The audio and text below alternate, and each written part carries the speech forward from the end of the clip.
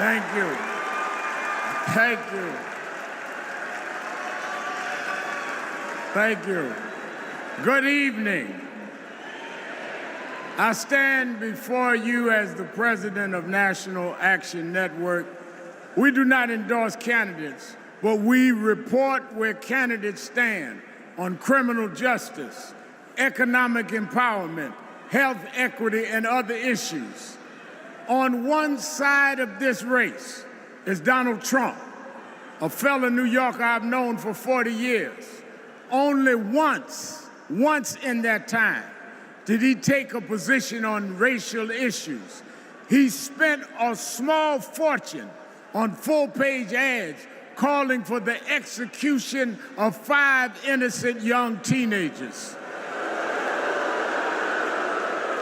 Well, I'm gonna bring them out in a minute, and you'll hear from them tonight.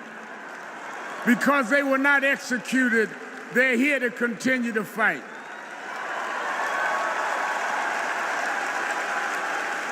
But it was there that I saw Trump love to fan racial flames. On the other side is a woman that I've walked with in Selma, Alabama to commemorate the 59th anniversary of Bloody Sunday. Kamala Harris spoke to me that day about unity and passing bills. All I ever heard from Donald Trump was how he can get an advantage. I see one candidate who wants to protect the right to vote while the other has tried to cook up 11,000 votes in Georgia. I see a candidate who, with Joe Biden, brought leaders to the White House to confront violent hatred, running against a man who said neo-Nazis in Charlottesville were fine people. I see a candidate who has sought to reform and uphold the law, and a man who wrongly assumes his mugshot appeals to Black Americans. I've worked with Kamala Harris. In every job she's had, she has consistently committed to making government work for those of us who've been disadvantaged. All Donald Trump has been consistent about is making himself richer and sowing division to get that done.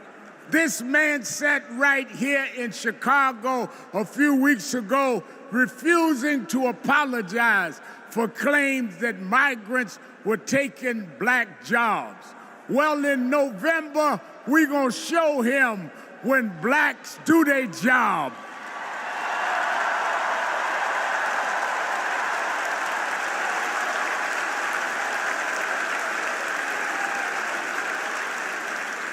And we are going to join with whites and browns and Asians, and we're going to do a job on those that have done a job on us.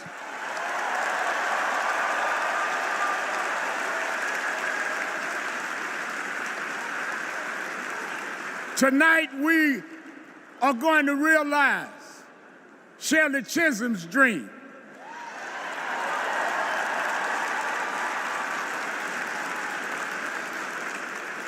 "52 years ago, I was one of the youth directors in her campaign for president. And 52 years after she was told to sit down, I know she's watching us tonight as a Black woman stands up to accept the nomination for President of the United States.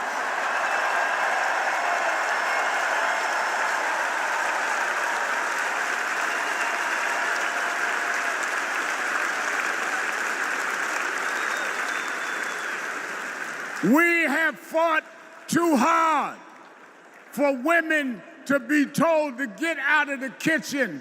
We are now on our way to the Oval Office. We won't go back.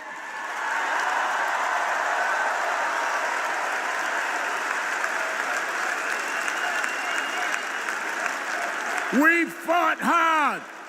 We fought hard for LGBTQ loved ones to get out the closet. We won't go back.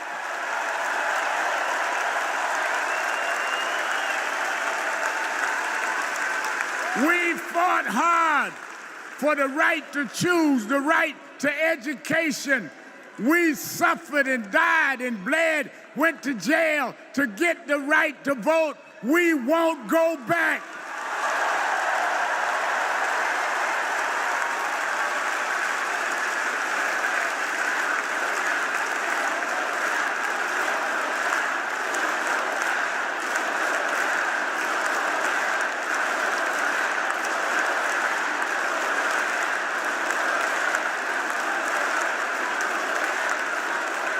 So we must be committed, no matter how the Supreme Court tries to roll back on civil rights, no matter what the amount of money they have.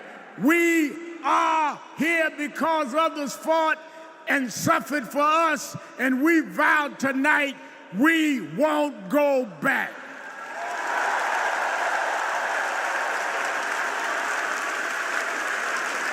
This November, we will go forward to fulfill the promise of a just and fair nation. And let me say, as we transition, I'm a preacher. And in Psalms it says, weeping may endure for a night, but joy comes in the morning. We've endured January 6th. We've endured conspiracy theories. We've endured lies and areas of darkness. But if we stay together, black, white, Latina, Asian, Indian American, if we stay together, joy, joy, joy, joy coming in the morning.